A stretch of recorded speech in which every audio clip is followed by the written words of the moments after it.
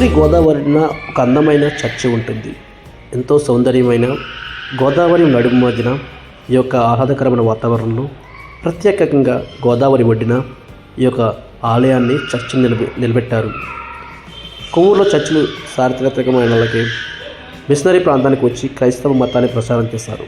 కాలక్రమంలో స్థానిక ప్రజలు కూడా ఈ మతాన్ని స్వీకరించడంతో ఇక్కడ చర్చిని నిర్మించడం జరిగిందంటున్నారు. కొవ్వూరులో చర్చిలు తమ అద్భుతమైన వాస్తుశిల్పం కోసం ప్రసిద్ధి చెందాయి. ఎత్తైన గోపురాలు, విస్తీర్ణమైన కిటికీలు మరియు అందమైన శిల్పాలతో పక్కన గోదావరి ప్రశాంతంగా మరియు శాంతియుత వాతావరణాన్ని అందజేస్తాయి. భక్తులు ఇక్కడ ప్రార్థించడానికి మరియు మనశ్శాంతిని పొందడానికి వస్తుంటారు. చర్చిలు కేవలం ఆరాధన కేంద్రాలు మాత్రమే కాకుండా సమాజ సేవా కార్యక్రమంలో కూడా చురుగ్గా పాల్గొంటాయి. అనాథ, వృద్ధు మరియు అనారోగ్యం ఉన్నవారికి సహాయం చేయడంలో ఈ చర్చిలు ముందడుగు వేస్తున్నాయని చెప్తున్నారు. కొవ్వూరులో చర్చి గోదావరి నది తీరంలో ఉన్నందున భక్తులు ప్రార్థన చేస్తూ నది అందాన్ని ఆస్వాదించవచ్చు. సూర్యోదయం మరియు సూర్యాస్తమి సమయంలో నది అద్భుతమైన దృశ్యాన్ని అందిస్తుంది. అందరికీ శుభాలు తెలుపుకుంటున్నాం. మరి ఈ యొక్క మందిరము ఇది కొవ్వూరు మేరీమాత పుణ్యక్షేత్రం అని పేరు పెట్టాము. దీనిలో నియో కాన్సెప్ట్ క్యాథడ్రల్ చర్చ్ ఇది ఆల్ ఇన్ వన్ డినామినేషన్గా పేరు పొందింది. ఇది 7 మెట్లకి ఎవరైతే పైకి వచ్చారో వాళ్ళు ఎన్నో స్వస్థతలు, అద్భుతాలు, ఆశ్చర్యకార్యాలు జరిపిస్తున్నారు. ఇది 13 సంవత్సరాల క్రితం నేను ఏపీఎస్ఆర్టీసీలో డిపో మేనేజర్గా చేస్తున్న గడియల్లో 7 రోజులు 7 రకాలుగా దేవుడు నాకు దర్శనం ఇచ్చారు.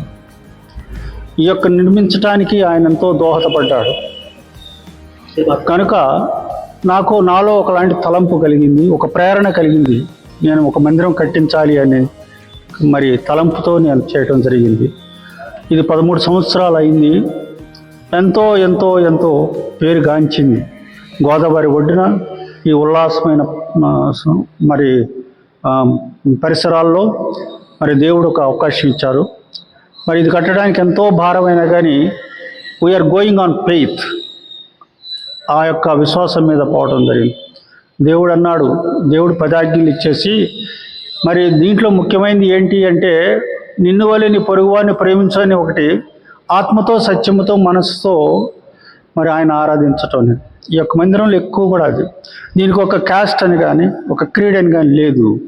ఈ క్రైస్తవ్యం అనేది కాదు, క్రైస్తవ్యం ఒక మతము కాదు, యేసు జన్మించటమే. కనుక ఈ యొక్క క్రిస్మస్ సమయంలో యేసయ్య ప్రతి హృదయాల్లో పుట్టాలి, అదే క్రిస్మస్. మేము అలంకరణ కాదు, ఆరాధనకి ఎక్కువ ప్రిఫరెన్స్ ఇస్తూ ఉన్నాను. ఇక్కడ ఎన్నో ఇది కొత్త జెరూసలేముగా తీర్చిదిద్దుతున్నాం అనుకుంటూ ఉన్నారు చాలామంది కూడా. ఎన్నో స్వస్థతలు జరుగుతూ ఉన్నాయి, ఆశ్చర్యకార్యాలు జరుగుతున్నాయి, అద్భుతాలు కూడా జరుగుతూ ఉన్నాయి. కనుక మరి ప్రతి వాళ్ళు మరి అందరూ కూడా రావాలి. మరి ఉదయం నుంచి సాయంత్రం వరకు ఓపెనింగ్ ఉంటుంది. మరి ఈ ఓపెన్ సమయంలో నేను కూడా అందుబాటులోనే ఉంటాను, వచ్చి ప్రార్థన చేసుకోవచ్చు మీరు సొంతగా. నేను అందుబాటులో నేను కూడా ప్రార్థన చేస్తాను. మీకు దేవుడు నిండు ఈ మందిరము ఈ గోదావరి నాసిక్లో పుట్టింది, నరసాపురంలో ఎండ్ అవుతుంది. ఈ యొక్క బిట్వీన్లో మధ్యలో ఇలాంటి ఉల్లాసమైన మరి గోదావరికి ఆనుకొని ఉన్న మందిరం కానీ పుణ్యక్షేత్రం కానీ లేదు. కానీ దేవుడు మాకు ఇచ్చిన అవకాశాన్ని అందరూ సద్వినియోగపరచుకోండి. ఇంకా